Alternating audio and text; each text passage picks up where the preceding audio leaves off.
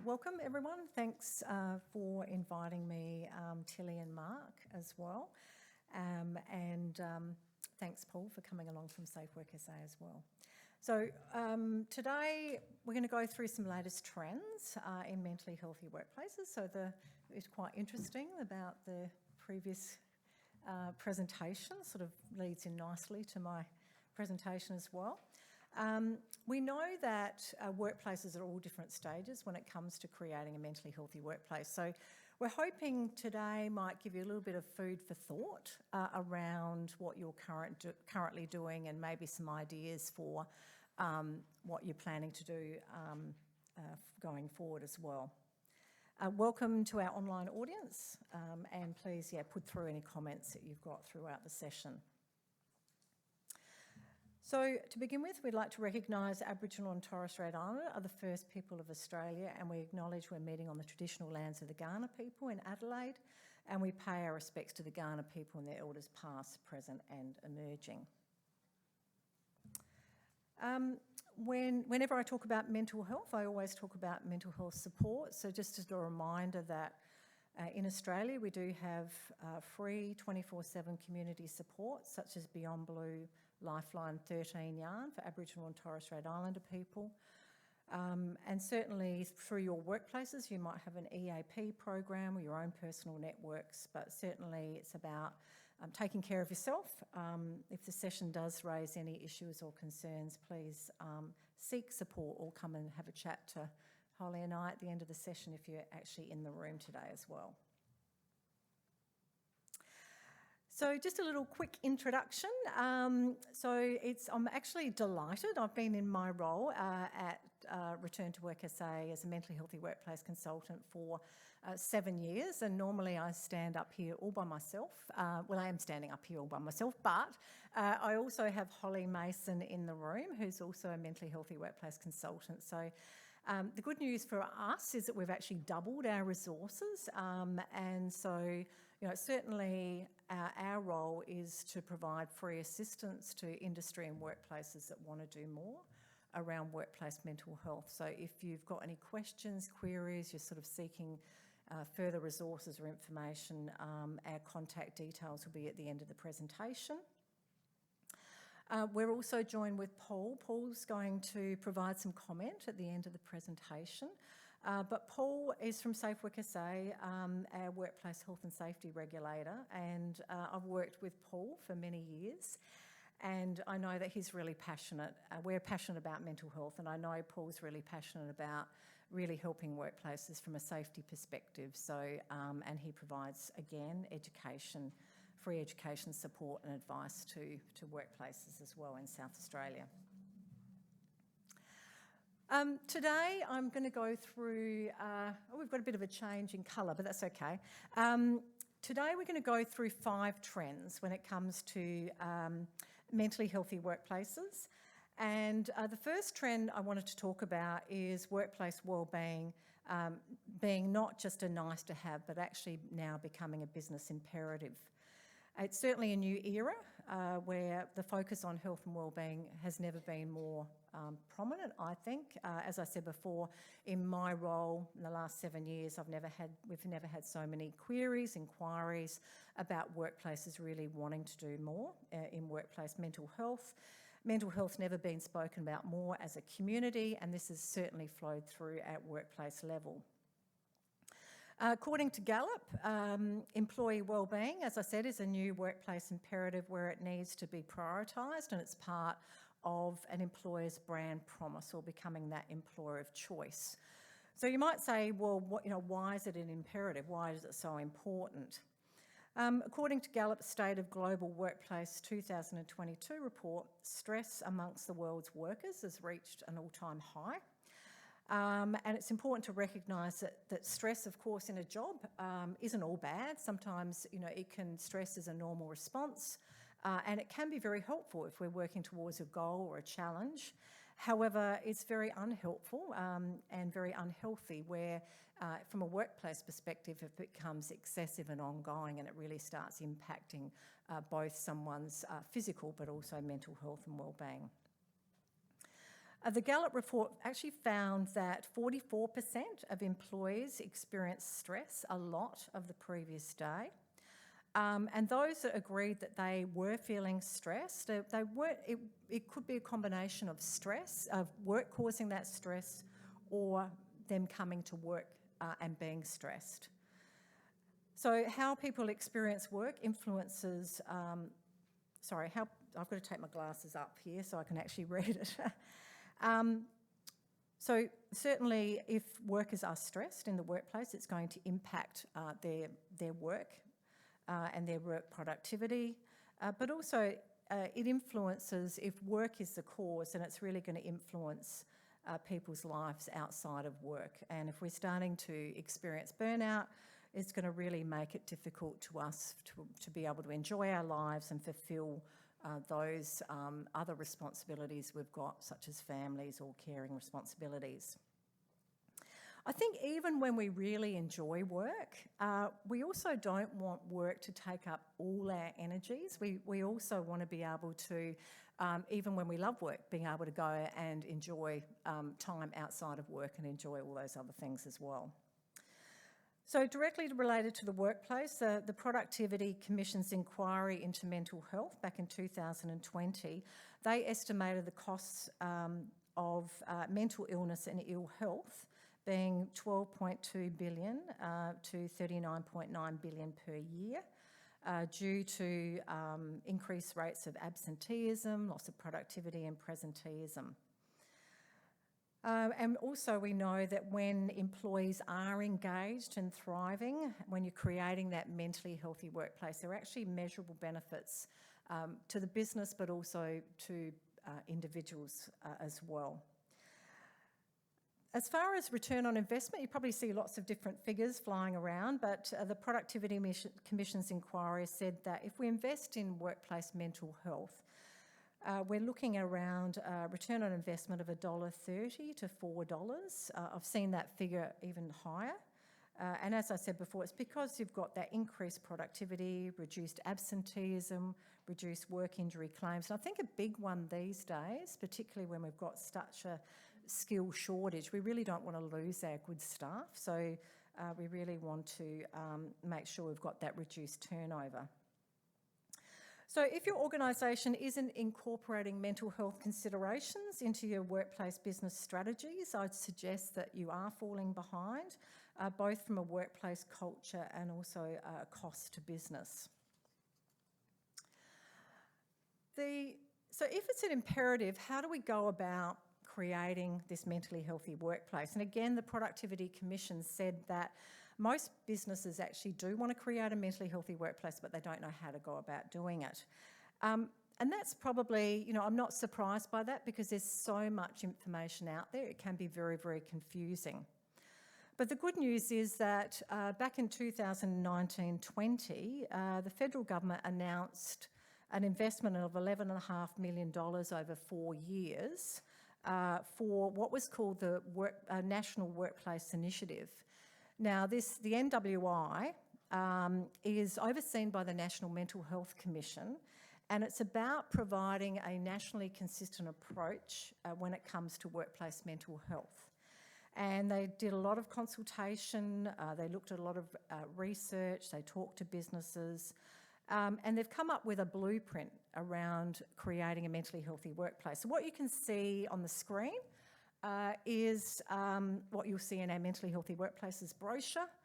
It is basically the pillars that are outlined in the blueprint. So we've just taken the pillars out and we've just prettied it up a bit, but these are the 3 key pillars in this nationally consistent approach. So the 3 pillars are around protecting. How can we identify and manage work-related risks to mental health? How can we respond? How can we make sure we've got capabilities within our workforce that if someone is stressed or struggling or has mental ill health, that we can identify that we can reach out, we can connect so that people can get the support that they need. And then how can we promote, recognising and enhance the positive aspects of work that contribute to good mental health?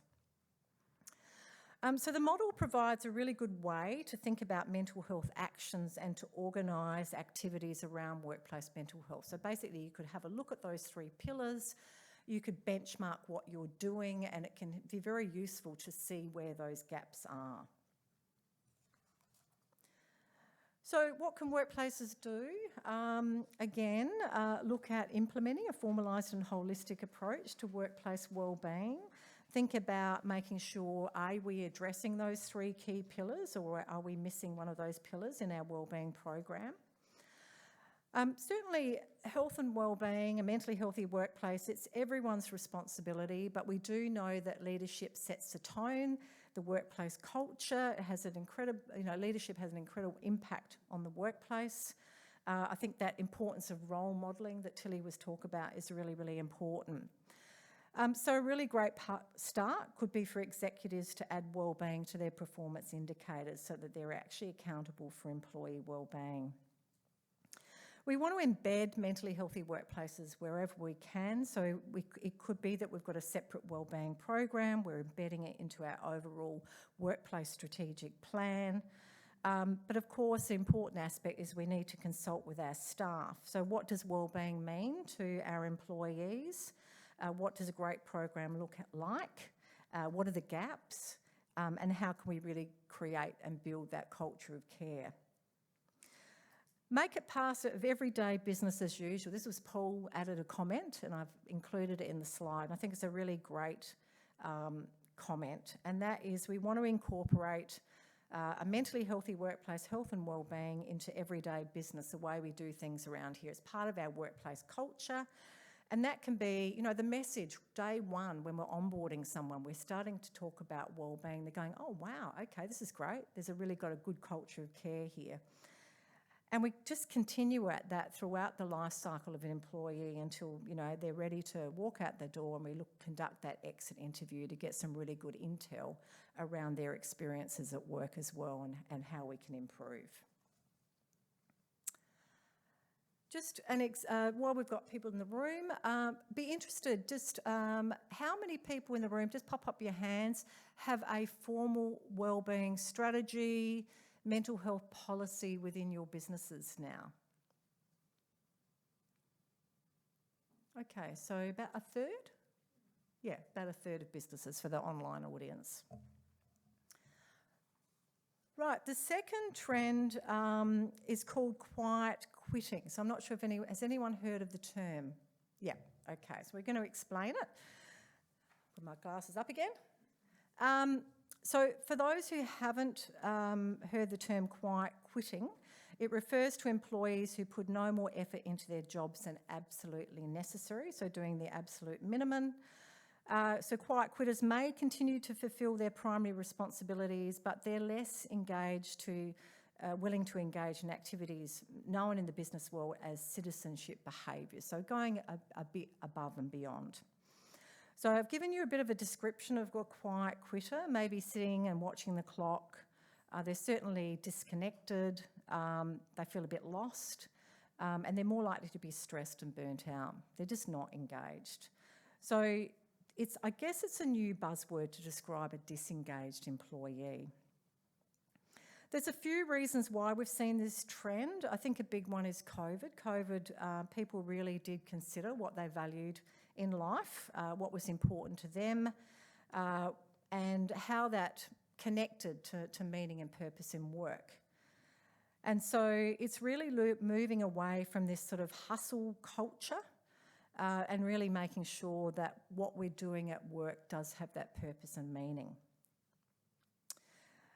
Interestingly, Gallup State of Global Workplace 2023 report came out just as we were putting this presentation together. And worldwide, the majority of employees are quiet quitting, 59%, which I found actually quite staggering. I guess another way to look at it, though, is to think about that quiet quitters are often the greatest opportunity for growth and for change within an organisation. How can we start looking at increasing our engagement within the workplace? Studies shown that psychological safety has a really powerful impact when it comes to employee engagement and retention. So that's one way. It's looking at that psychological safety within workplaces. So psychological safe teams can take moderate risk, voice their opinions, be creative, and experiment without the fear of judgment or failure. In psychologically safe workplaces, team members feel accepted and respected. They can be themselves without the fear of negative consequences for their career, self-image or status. And so definitely that's one aspect that we could work on. So what can workplaces do? Definitely consult with staff. And really encourage staff that we are building psychological safety, that it's actually okay to speak up if we've got issues or concerns at work, and challenge the status quo, that employees will be heard, their suggestions listened to and where appropriate actioned. And this will really help to build and create that psychological safety. Definitely building a sense of connection in the workplace. One way employees derive meaning from their work is through their connections. If you think of your own workplace and the great connections that you can develop over time. And so organisational strategies to foster connections and value diversity and inclusion allow employees to thrive and grow psychologically. So, it might be easier to connect with everyone in an office environment, but what about if we've got a lot of isolated workers? How do we really make sure that we're connecting to those workers and they do feel like that they belong to the organisation? Again, we talked about having meaning and purpose in our work, that we've got, hopefully the organisational goals do align with our own individual goals as well from a workplace perspective. We should think about what citizen culture looks like for your workplace. This is a really interesting one, particularly as we've heard about the new bill. We've heard about the availability creep. We've heard about the right to disconnect. So it may be we want to think about, well, what does it mean for our organisation as a citizen within my organisation, and what boundaries do we want to set? So we want to set some boundaries around no emails after hours or on weekends unless there's an absolute emergency. What about things like meeting times? When are we scheduling those? And is there a consideration around people that work part-time or have to pick up kids from school, things like that? So just thinking about how we can really encourage that citizen behaviour within our workplace over that hustle culture. There's even a trend to look at allowing employees to pursue passion projects in paid time within their workplace, as long as they're meeting their objectives and their projects also align with goals of the business. I mean, from a mentally healthy workplace perspective, I always say to workplaces that you'll find people that are really passionate about health and wellbeing. If you look for wellbeing champions, that could be a passion project for someone within the business. Educate leaders around psychological safety, make it clear that, again, they set the tone. They need to be talking about why employees' voices matter. Normalise vulnerability, inviting input from their staff, and respond productively. I think the main takeaway is that we really want to promote people to thrive and not languish in the workplace. And so the more we can get that sense of connection, we can energise people, they feel valued and they feel like they've got meaning and purpose in the work that they do. The third point is workplaces need to explore strategies to support flexible working. And although I've put it as a trend, I'm sort of thinking this is probably one that's here to stay. And pre-COVID, again, it wasn't like we had no flexibility within workplaces. Workplaces do have various sort of flexibility options. But I think COVID just put a whole new light on the whole issue of what is achievable. And, a lot of people got used to working from home or those hybrid working conditions. And in fact, what was found is that actually we can be just as productive or sometimes even more productive in those type environments. So there are definitely clear benefits to working more flexibly for both employees and employers. The benefits to employees: more control over their work schedules, which actually improves engagement, encourages that citizenship behaviour. It also contributes to employee wellbeing, so again, sort of linking to that first trend. And for employers, flexible work can actually improve business agility, helps to improve your status as an employer of choice, improves attraction, retention, and improves engagement and wellbeing of your staff. I think that attraction and retention is a really big one at the moment. I do see a lot in job adverts now around we've got a flexible workplace environment. Of course, flexible working isn't just working from home or hybrid working. It's about other options. You know, it's about consulting with staff to see what flexibility can we build within our workplace. Can we build in those staggering start-finish times, compressed hours, part-time work, rostering days off, job sharing? Sometimes I know one construction company is looking at introducing me time, so there's sort of 3 extra wellbeing days that are going to be provided to employees. A new and we've said a slightly controversial, although it is becoming, I'm not sure if it's controversial anymore. It's sort of still, you know, there's a trend here, definitely, and that's around the 4-day work week. Anyone here introduced a 4-day work week? Nope. Okay. So just to give you an example, Unilever is one of those workplaces that has introduced a 4-day week. They're trialling a 4-day week in Australia after a successful trial in New Zealand, and the Australian trial will initially run for 12 months, where staff will retain 100% of their salary while working 80% of their time and deliver on 100% of business outcomes. And this is known as the 100-80-100 principle. In New Zealand, they did trial this. They actually made sure that they measured the outcomes, and they found that there was a 34% drop in absenteeism, increased strength, vigour and job satisfaction, and work-life conflict fell by 67%. You may have seen Bunnings are trialling a 4-day week. So, you know, other different types of industries, retail industry. For this one, it's not a reduced hours model, it's more of your compressed hours, but again, that's another flexible work option. And to localise these findings, Holly and I were chatting to a construction company a few weeks ago. They'd run the People at Work tool. They found that one of their psychosocial risks was role overload. And in consultation with their staff, they decided that they needed to introduce more flexible working options.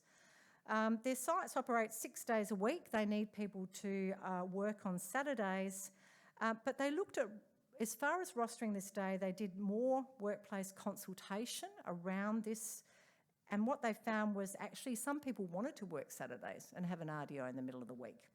So they gave much more autonomy around rostering within their workplaces, much more autonomy to workers. They've got leadership on board. They're, you know, looking at what's possible from working from home or staggering start and finish times. And one of the leaders was saying they role model. They pick up, I think they pick up their child every Wednesday, have a shorter day on Wednesday, and they pick up their son to take him to sport every Wednesday afternoon. So role modelling that behaviour. So what can we do? Definitely educate leaders and employees about the benefits of flexible working. Senior management is really important to have a commitment in this area if you're going to look at more flexible working options. Consider what it looks like for your organisation. As I said before, it could look different for different workplaces, different industries. Consultation is really important for staff. It is a change management process, so making sure there's good consultation and communication around introducing flexible work options. For our workplace, we've introduced a hybrid working model where we can work 2 days a week from home. And before we introduced this across the whole business, we actually piloted it in different areas of the business, and then before we rolled it out and finalised all our policies and procedures around this. Finally, if you want some more information, we have done a pre-recorded webinar on our ReturnToWorkSA website called the Flexible Workplace Managing Hybrid Work Environments. The fourth trend is around financial wellbeing, and a lot of research has been done in this area, and due to the current economic climate, we know that a lot of people are struggling and they're facing financial pressures. So financial wellbeing is defined as being able to meet current and ongoing expenses and commitments, being financially comfortable to be able to make choices to allow one to enjoy life, feeling secure about financial future, and having resilience to cope with financial adversity. Beyond Blue and ASIC have actually done quite a bit of research in this area. So if you're interested, there is some good research report that's available. This one was called Money and Mental Health Research Report. And what it found was that people experiencing financial challenges are twice as likely to experience mental health challenges and vice versa. So to put it simply, financial challenges can cause a decline in mental health, and mental health challenges can cause a decline in financial wellbeing. The good news is that there's also a positive relationship, so improvements in financial wellbeing can improve mental health, and improvements in mental health can improve financial wellbeing. According to Beyond Blue's research, work has a major impact on mental health and financial wellbeing that actually goes far above just getting your wage every week, which we know. If we think about what work provides us, it provides us with that social context, that connection, autonomy, independence, sense of contribution. I guess one thing I hadn't considered until I read this research is a little bit about that financial stigma as well. I think it's an important thing to consider because lived experience participants in the research reported that financial and mental health challenges significantly impacted their confidence at work. They experienced increased sensitivity to judgment by others and fears of their financial challenges actually being discovered. So this led to efforts to conceal vulnerabilities. Participants reported increased use of personal leave, changes in productivity, social withdrawal, and with some actually choosing to resign altogether. So we talk a lot about mental health stigma, but also I think that's an interesting one about that financial stigma. So what can workplaces do? Again, I think looking at your wellbeing program, thinking about how can we also include financial wellbeing. Certainly at ReturnToWorkSA, our wellbeing program does include financial health, and we do run education sessions to our staff around that. You can also think about those transition periods that your employees and workplaces that may go through where there could be an impact on mental health and financial health, such as parental leave, moving to retirement, redundancy, restructuring, roster changes and injured workers. And thinking about how can workers best be supported through these transition periods, particularly when we know there's such a link between financial health, mental health. If you've got an EAP provider, it may be that they can run some information around financial wellbeing, or you may have association with a super or financial institution. There's also some really good information. Are you okay? We know Are You Okay? Spot the signs if people are stressed and struggling. But they've also got some signs around spotting the signs if someone may be in financial distress. And the ASIC Money Smart website, again, these are the types of websites that you could promote at workplace level, is a federal government website helping Australians take control of money with free tools, tips and guidance. And of course, there's a national debt helpline where people can get free, independent, confidential advice and access to professional financial counsellors. I don't know if we've got any small business owners online or in the room, but we know that sometimes financial hardship can be a real concern or finances can be a real concern to small business owners. So I just wanted to let you know that Beyond Blue has a program called New Access for Small Business Owners. It is a mental health coaching program where you can get free 6 free coaching sessions with a mental health coach, not a psychologist, but a coach that's been trained in low-intensity cognitive behaviour therapy, and they actually have a small business background themselves, so that you'd be talking to someone that understands your issues and concerns. A guide that's recently been released is a guide that Beyond Blue and the Financial Counselling Australia has developed, and it's called the Services Guide for Financial and Mental Wellbeing. And this is to inform people who work in, I don't know if anyone works in the finance sector or the mental health sector, but it's for people that work in that sector to have more information around the relationship between money and mental health, and supports are available. But I would suggest it's a really good guide if, as a workplace, if you're looking at what supports, tools and resources are available around financial wellbeing, that guide has a whole list of different supports available. Finally, the last trend that I wanted to talk to you about, and we'll get Paul's input to this at the end as well, is the psychosocial hazards and risks. And this is really where we're moving into the health and safety area. And I would say I have been in the health and safety area probably for the last 30 years. And, you know, traditionally we've had this huge focus on physical hazards and risks. We know that in the WHS legislation, health does include both physical and psychological health. So we should already be looking at how we can identify and manage health and safety risks, both physical and psychological health and safety risks. However, this is really becoming a lot more prominent, and there's a lot more focus on workplaces being able to manage what's called psychosocial hazards. So psychosocial hazards, those things in the workplace that potentially could cause that psychological harm. So what's happened is back in, I guess there was a review of the WHS regulations back in 2020, the Boland Review, and that really recommended that there be a greater emphasis in the regulations around psychosocial hazards and risks. Since that time, SafeWork Australia has developed the model psychosocial regulations and model code of practice. Of course, to have a legal effect in that jurisdiction, it needs to be enacted in that jurisdiction. That hasn't happened in South Australia yet, but is likely to at some stage, but I'm going to let Paul talk about that.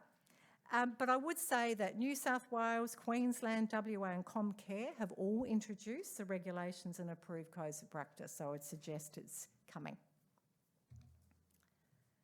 What are psychosocial hazards and risks? This is quite a good infographic taken from SafeWork Australia's fact sheet. I think I've got it on the tables for you. I'm not going to go through all the psychosocial hazards, but just to say that they will be different for different industries, different workplaces, and even different areas within your workplace. If you think about a workplace that may have people working in isolation, and you may also have people perhaps that are, frontline customer-facing staff that may be possibly exposed to violence and aggression. Job demands is a big one. High and low is one of the most common sources of workplace stress and psychological harm within workplaces. So workers who experience high job demands, such as excessive workloads, resource constraints or time pressures, can often feel overwhelmed, unable to cope. And those experiencing low job demands, repetitive or monotonous tasks, are often feel disengaged and underutilised. Again, Comcare has some really good resources around this hazard, psychosocial hazard of job demands.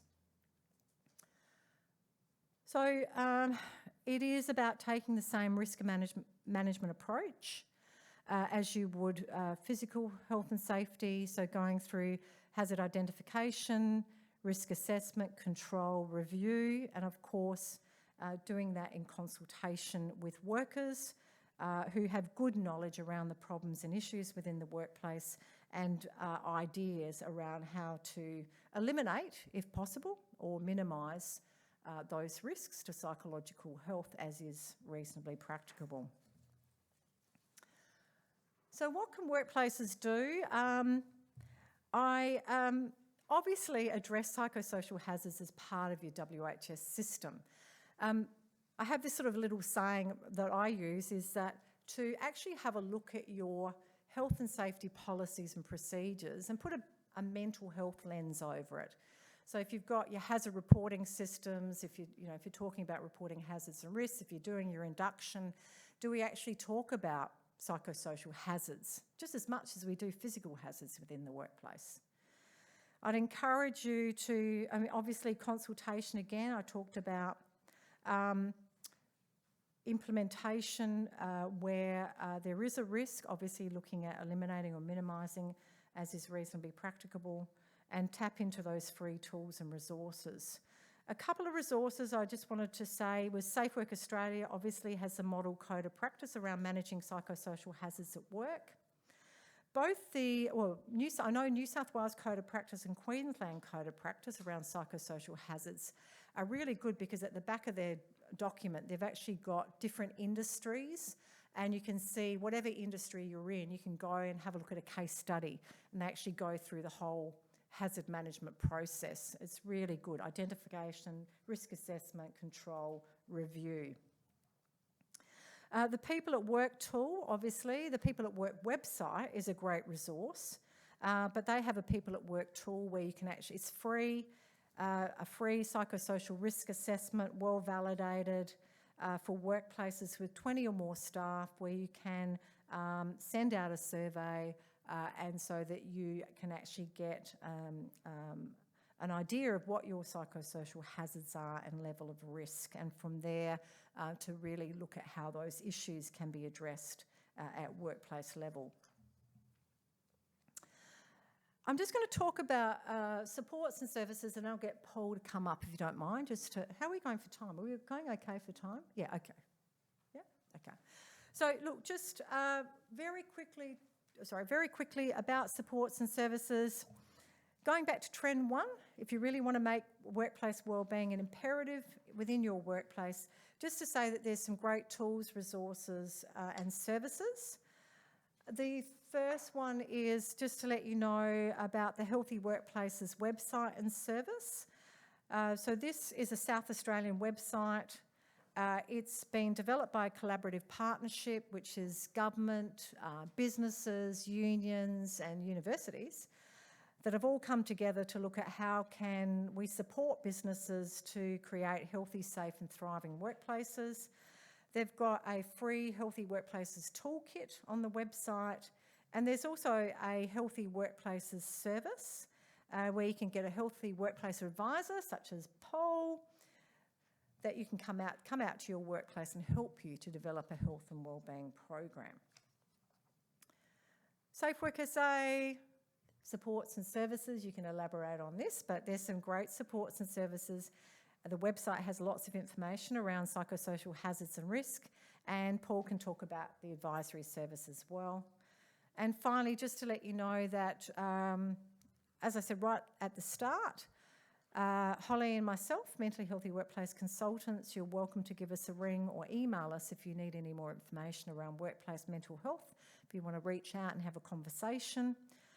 And if you are interested around that sort of best practice, recovery and return to work, systems within your business, if you're a return to work coordinator and want more information and advice, our employer education team, Huda, Darren and Lisa, can provide information in that area.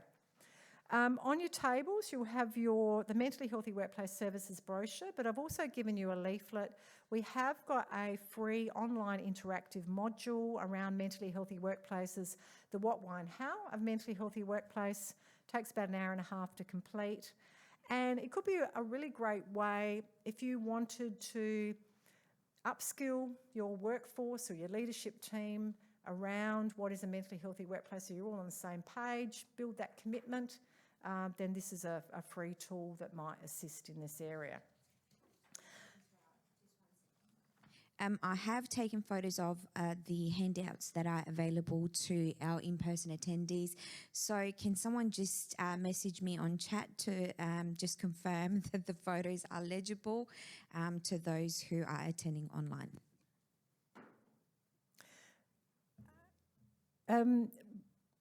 Sorry, what, the photos are legible? Yeah, I've taken photos for our online attendees, and apparently they can be read via, Oh, okay. So I've got copies of them now as well. right. If are you sending out the slides at all? Yeah, for our online audience, Holly and I can just provide some links to the resources that we put on the table so that our online audience doesn't miss out at all. So absolutely, not a problem at all. So don't worry, you'll get those links when the presentation's sent out. If there's no other questions at the moment, I'm going to hand over Paul, because Paul can provide us an update around the psychosocial legislation, what's happening, and anything else you want to, bring people up to date around safe work and what's happening in that area. That'd be great. Thank you.